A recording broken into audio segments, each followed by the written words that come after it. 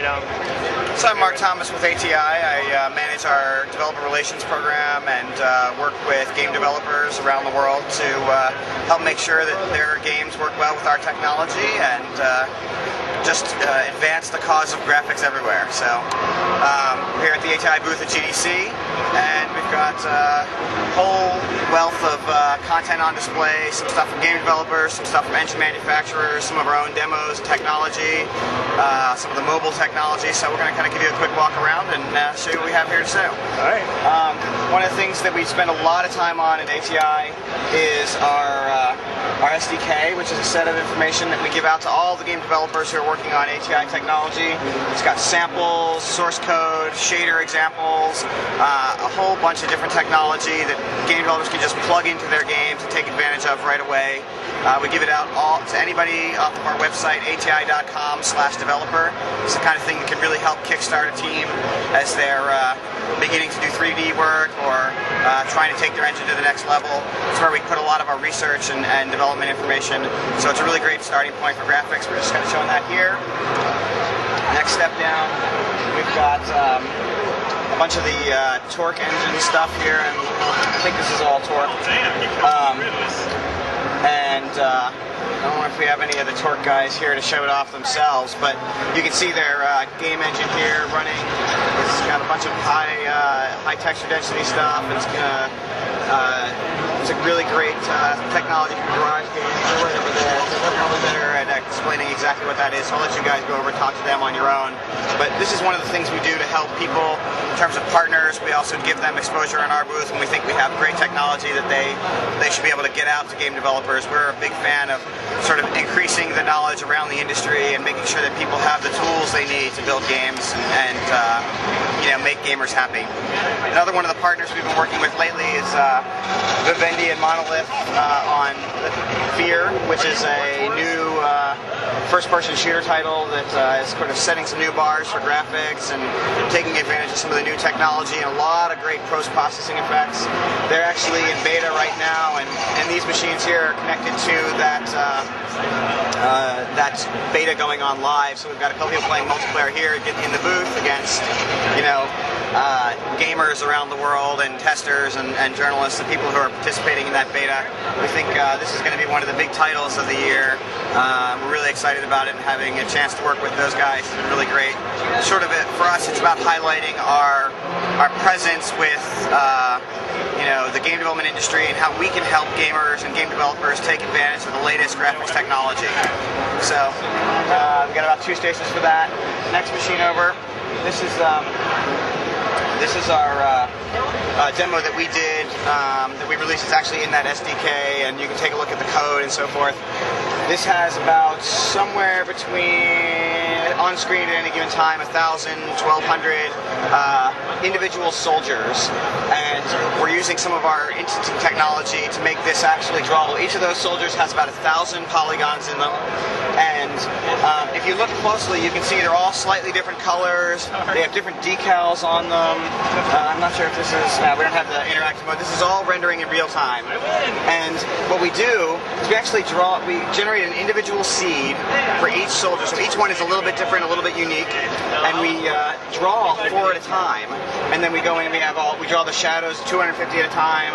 And so this is one of the things that you find is you try and draw a lot of characters, like a crowd in an MMO or something like that. You end up having more overhead from all the individual calls to draw characters than you do the data itself. So this is one of those cases where we're showing off technology that allows people to do real techniques that they're going to need in games. And it's hard to see right now, but this guy's gray and this guy's green, and they've got different levels of camouflage and stuff like that. So we wanted to show people that they really can do this kind of stuff in their games. And one of our research and development team really focuses on things that game developers will need, and showing them, that it's possible and it's something we can do. So that's something we're pretty proud of. We also have a bunch of some of our interesting mathematical simulation technology in here, and some of the pathing, and you can see they're all running at different speeds and different shadow technology. So that's another demo that you can actually get up on our developer website and take a look at. Next piece of technology we're showing off here is called Render Monkey. This is a new version we just released in the last few days. One of the things that's really great about this is it's a tool for prototyping shaders. It lets artists and programmers see what their shader programs are going to look like in advance before they have to go in and actually write all the detailed code. It's a great sort of shader explorer technology, and it's being used to help game developers again take advantage of technology. Shaders are one of those things that if you don't know how something's going to turn out in advance, it's a little hard to predict, and you got to really iterate and so forth. And this is about making sure that game developers can actually build these things and take advantage of all this technology. We give it away for free. It's up on the website.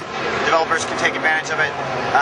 We release it pretty regularly with updates, and a lot of companies are using it to prototype their shaders and increase their speed of development.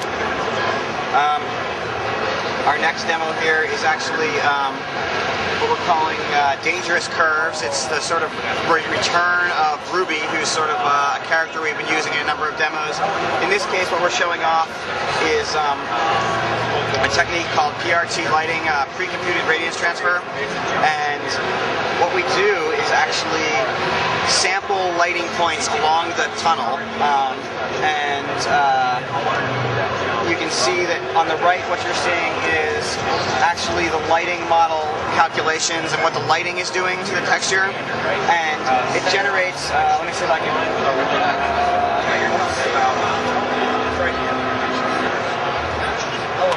there we go. So you can see it generates really great soft shadows, and each of these characters is actually impacted by light. One of the other things that it's capable of doing, as you can see, the skin is very, very high quality, very realistic. Because what we're doing is we're simulating subsurface scattering. Because what will happen is as light hits your skin, some of it will bounce off immediately, some of it will actually penetrate a few millimeters into the skin and then bounce around in there and then bounce out.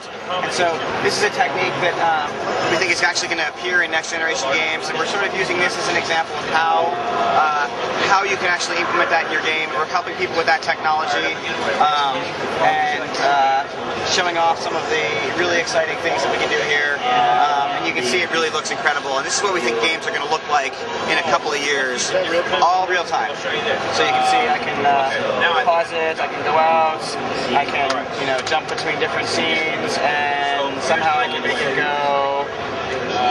We can turn things on and off. And go. There's a go. At any point you can jump out and stop it.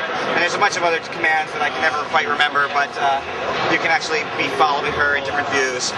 So heading on next is something almost know nothing about, so I'm going to advise we skip that, but it's a Mac technology product. We have a lot of great products for the Macintosh from a hardware side, and we work with partners there as well as on the PC. This is kind of our handheld mobile corner. We have a partnership with Qualcomm to build 3D chips and bringing 3D to mobile games. This is a technology we think is going to be a big part of the future of gaming. Right now we have a great 3D part that lets you do a variety of things. You can see there's a form factor from LG that actually is a gaming phone that sort of flips closed and is a regular phone. Full 3D capability, and we expect over the next few years to see that the performance capability between now and say 2007 really ramp up to the point that you're looking at some of the things that you're doing in current generation consoles on a mobile phone. It's going to be a great ride for everybody who's into gaming and likes the handheld model.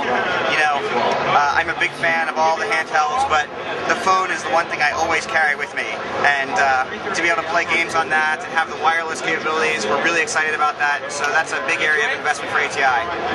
Around the corner, we've got a whole bunch of other things. So, pull up a chair, get comfy. Exciting meeting rooms where I spend most of my time.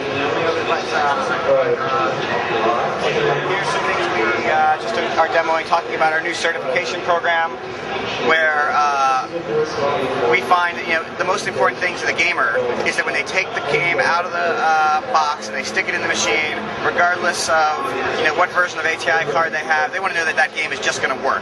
That it's going to be a no-brainer. It's going to be perfect and flawless. And so we're actually working with game developers now to sort of verify their games against the whole wealth of cards, every ATI card, every ATI driver, and then probably most interesting, after the game ships, we keep it in the lab so that when we release new driver versions, they're already tested against the title before they come out, so that gamers never have the frustrating experience of trying to figure out what driver version works with what.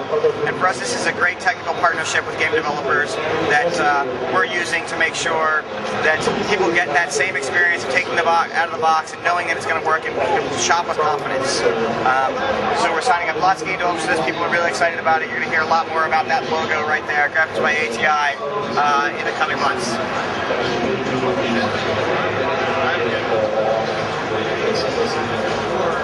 Over here we've got some demo stations for our Fire GL line of cards.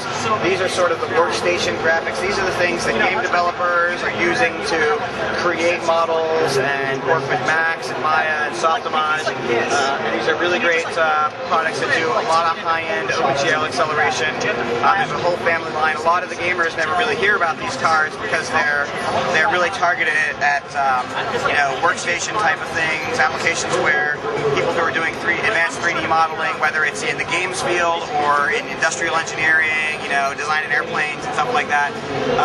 These are really high-powered cards, really designed for that single purpose, and we're really excited about some of the new products we've got there. So we've got a little theater here where we've been doing sort of technical seminars, both from ATI employees and also partners. You can see we've got representatives of Sun, Qualcomm, Softimage, Alias, Discrete. This is one of those things we're doing also to give back to the game development community so that they can sit here and they can hear about how our technology works, how our partners' technology work, and really get a sense of how to take advantage of some of these things in really hands-on ways. So people come and they sit and they get to learn about a whole presentation from experts on how to do some technique or how to take advantage of our support for Softimage or Discrete or any of the DCC apps. And that's for us what GDC is all about.